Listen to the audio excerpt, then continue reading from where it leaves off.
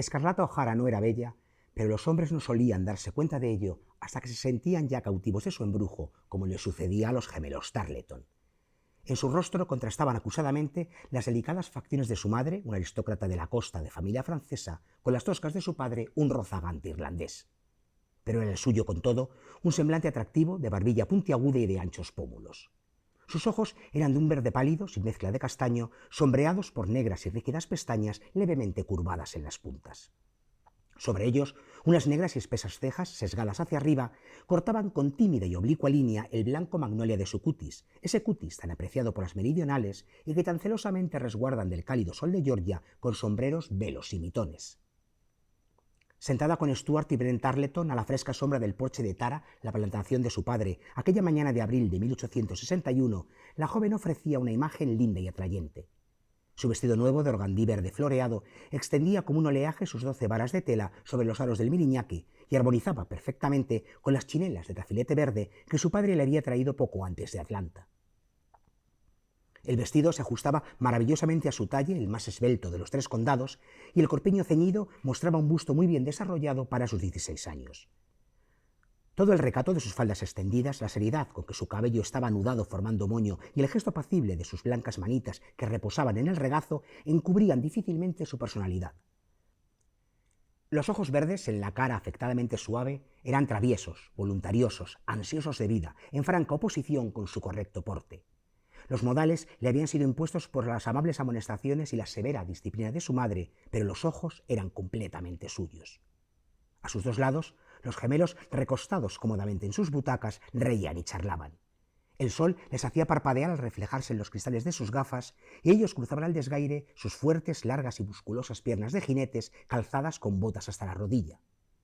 De 19 años de edad y rozando los 2 metros de estatura, de sólida osamenta y fuertes músculos, rostros curtidos por el sol, cabellos de un color rojizo oscuro y ojos alegres y altivos, vestidos con iguales chaquetas azules y calzones color mostaza, eran tan parecidos como 2 balas de algodón.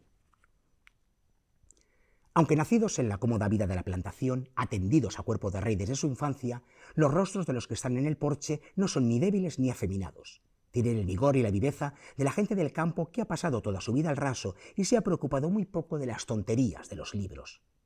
La vida es aún nueva en la Georgia del Norte, condado de Clayton, y un tanto ruda, como lo es también en Augusta, Savannah y Charleston.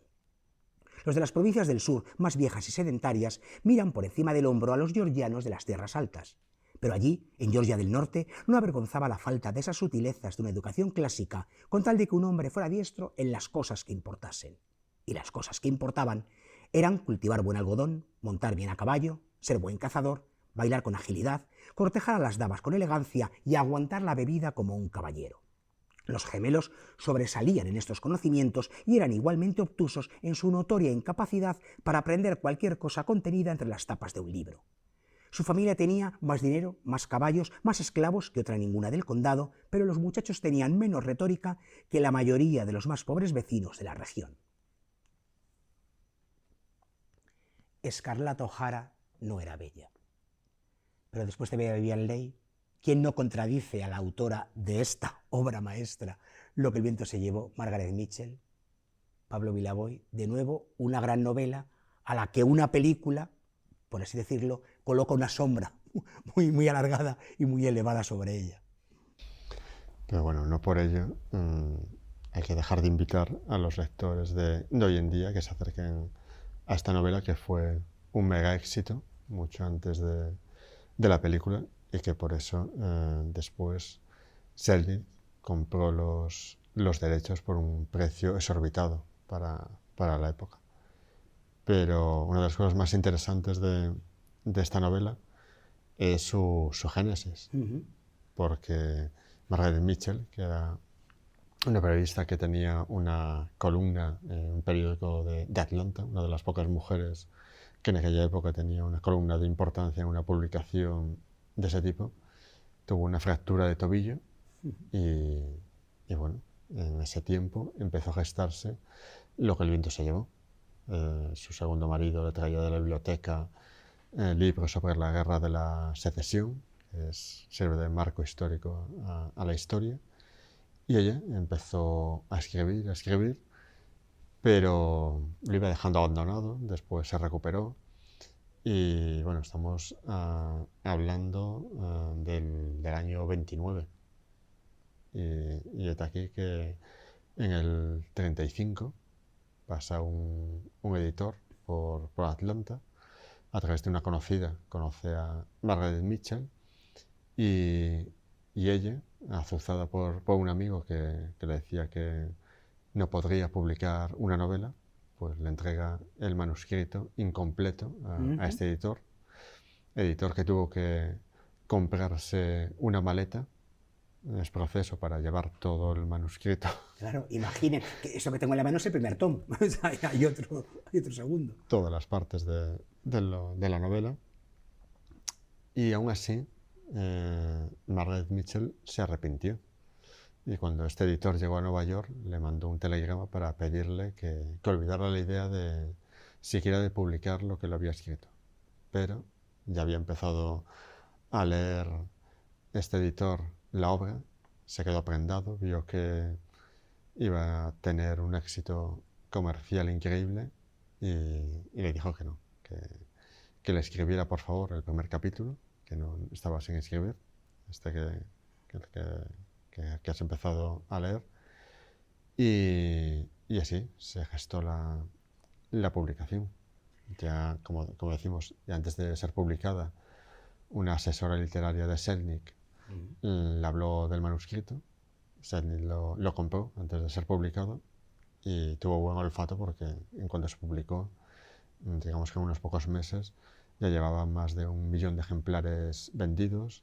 La novela ganó el premio Pulitzer de novela del año 36, que fue cuando se publicó.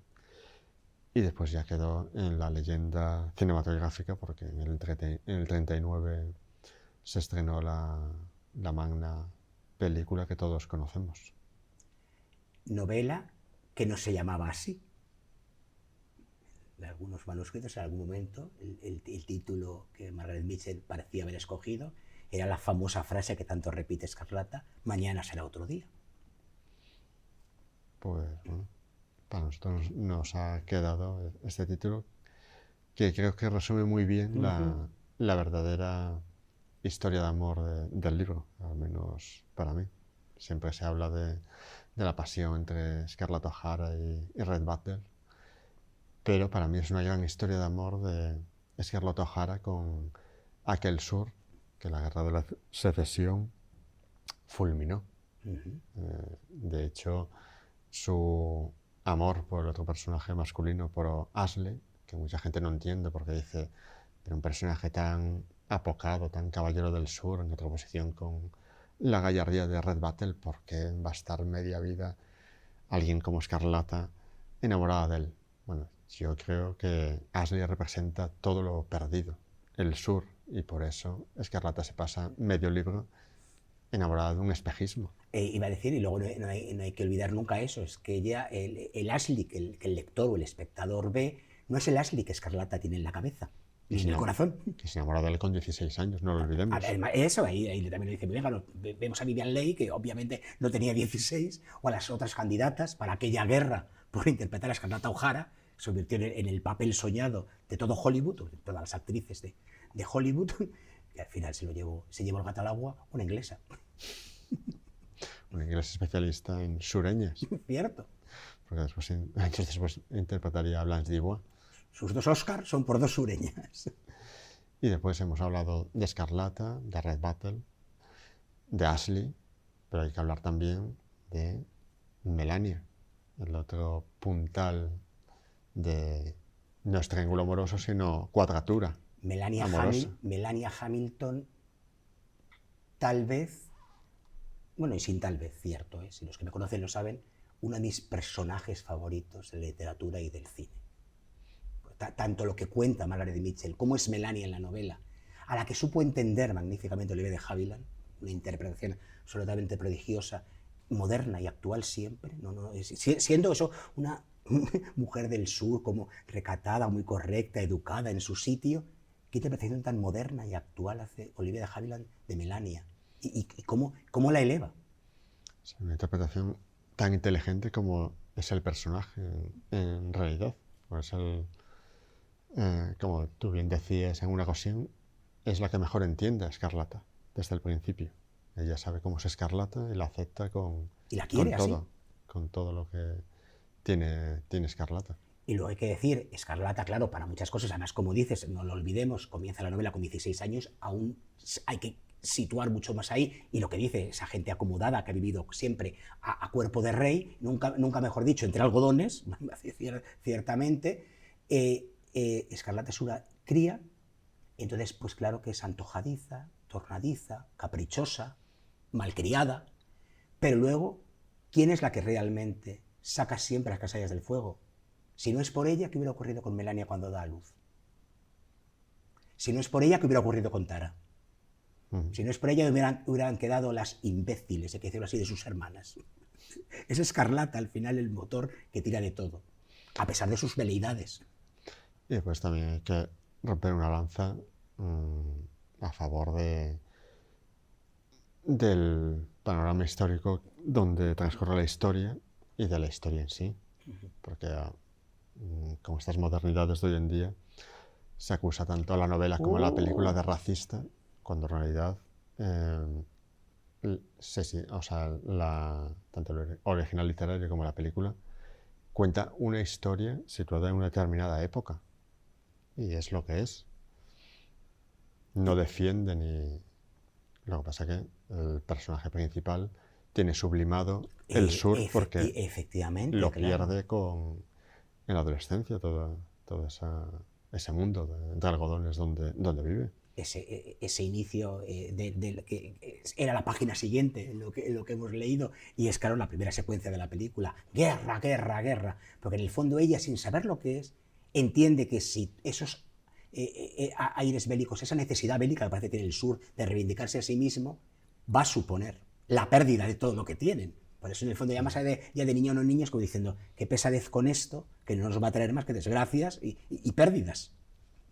Y en ese panorama no puedes pretender que considera a los esclavos más que como lo que son, aunque ahí está el personaje puntal de Mami, el ama creo que de la tradición de todas las literaturas del mundo, el personaje del ama, pues que en este caso pues es negra y esclava, pero podría transcurrir en España y ser una blanca pues que venga de provincias a cuidar a los hijos de una familia acomodada. Que si me apuras, me acaba de venir a la cabeza, porque has citado lo de ama, ya Rosita la soltera, pero yendo más allá, es que hay una línea que une a personajes como y mujeres en la vida real, claro, como Mami y Poncia.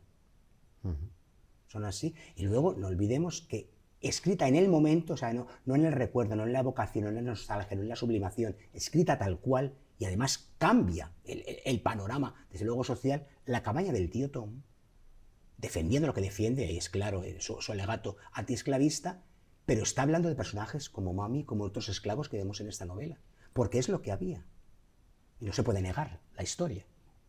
Claro, eso lo cuenta muy bien esta película, 12 años de esclavitud. Había los esclavos puros y duros que trabajaban en la plantación y los esclavos domésticos, que tenían otro estatus. Exacto.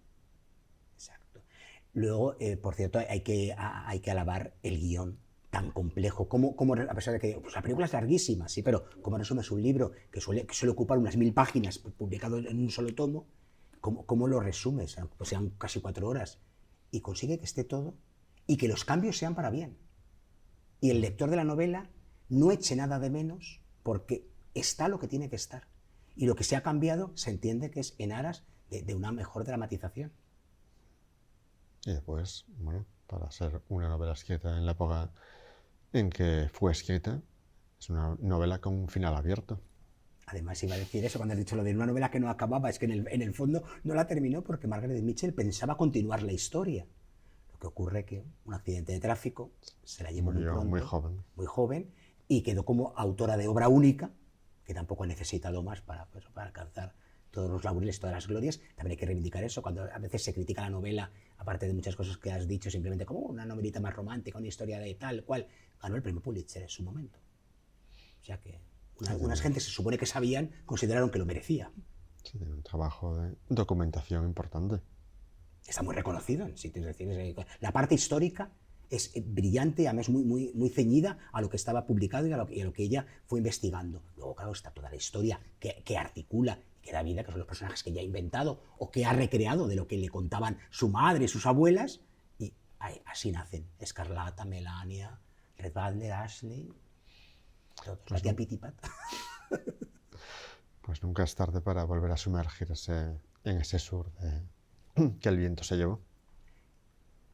Permítanme que lo diga personalizando, como no me gusta hacer mucho, pero cuando hablamos, claro, de libros, de cosas o de películas que amas, es uno de los libros, una de las películas de mi vida, y lo va a seguir siendo siempre.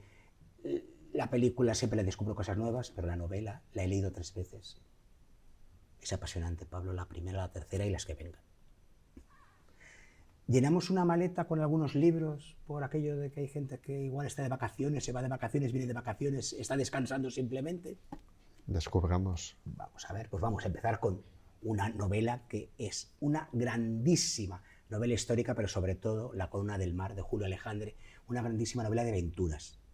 Porque hablando de un momento muy concreto y muy convulso y terrible, como eran casi todos cuando un rey moría sin descendencia. En este caso, 1580, el rey de Portugal muere sin descendencia. Entonces, ¿quién va a heredar ese trono? Francia e Inglaterra tienen mucho que decir, sobre todo si es Felipe II, el que se hace con el trono de Portugal y ya unifica de verdad la península ibérica y con todo el imperio que hay al otro lado del Atlántico. Es una novela apasionante, una novela brillante de Julio Alejandre, porque ha conseguido que te interese la aventura, que te interese la historia, las historias de amor cruzado y de desamor que hay por el camino, y entre medias va explicando ese panorama histórico, pero no pesa. Lo fundamental, lo importante es eso, la aventura, la emoción en el mar. Yo que la reconozco, me pierdo con el lenguaje, con la terminología marina. O sea, sé lo que es proa y popa y casi por eliminación. Babor y estribor tengo que pensarlo, dónde va realmente el uno y el otro, la izquierda y a la derecha. Y aquí todo es natural, todo es sencillo.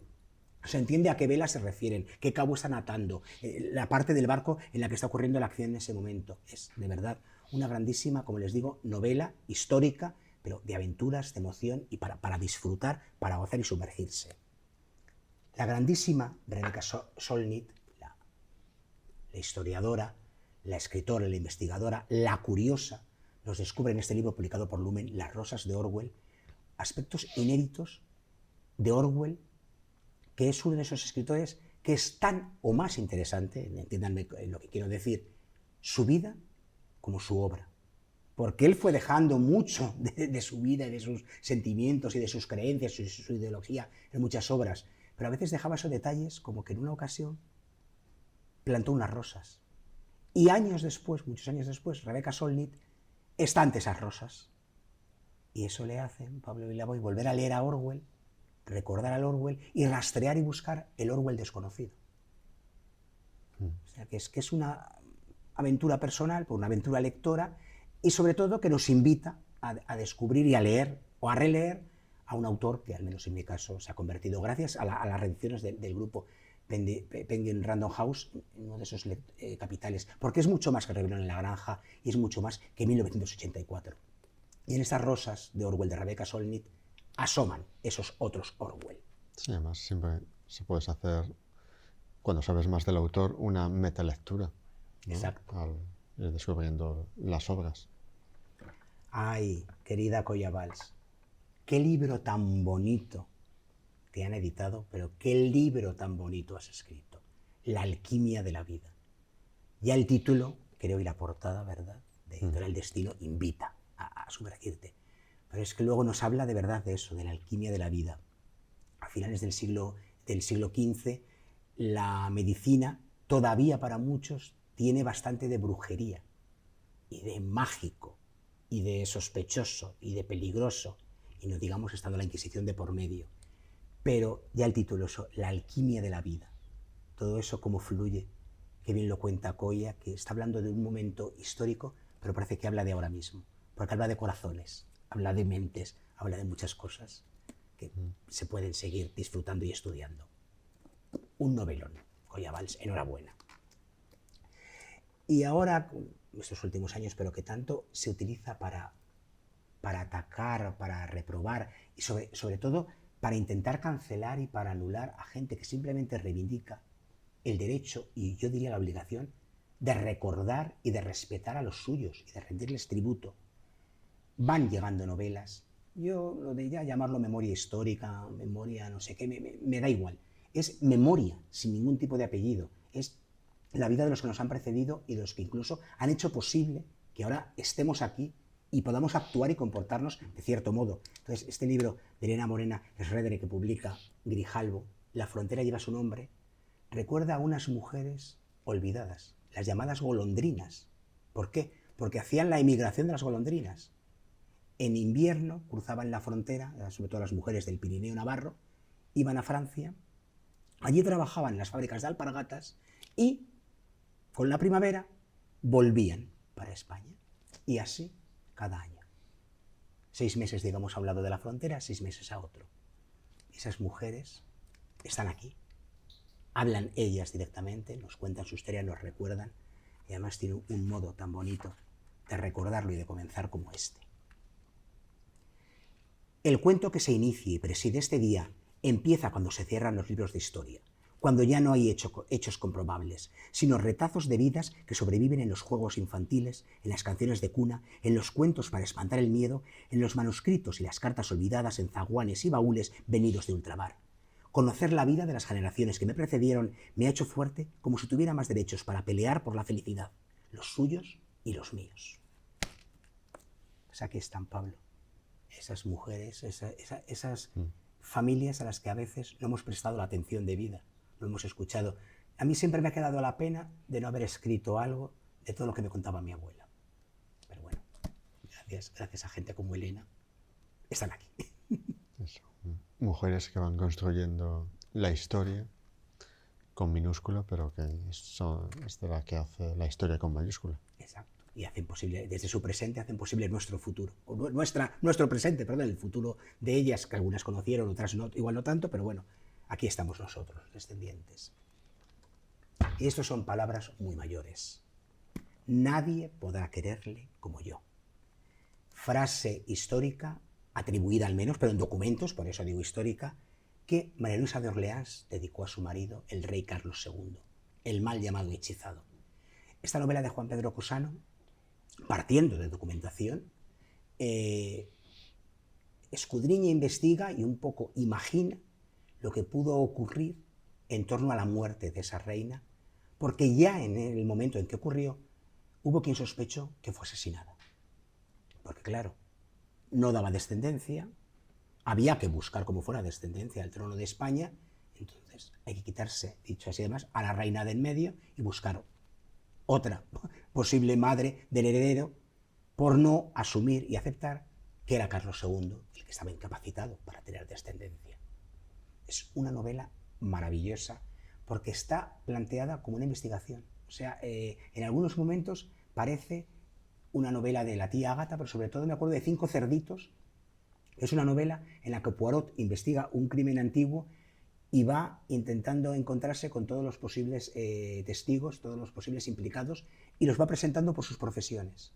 Me acuerdo del mayordomo, la cocinera, y aquí ocurre igual. Aquí hay un personaje histórico, al que Juan Pedro Cosano, por cierto, rescata de casi las brumas, por no decir la ignorancia y los pies de página de la historia, lo trae a primera página, el escritor del rey, el escritor oficial que existía en aquel momento, al que Carlos II le pide que investigue porque el propio rey sospecha que su mujer la han asesinado.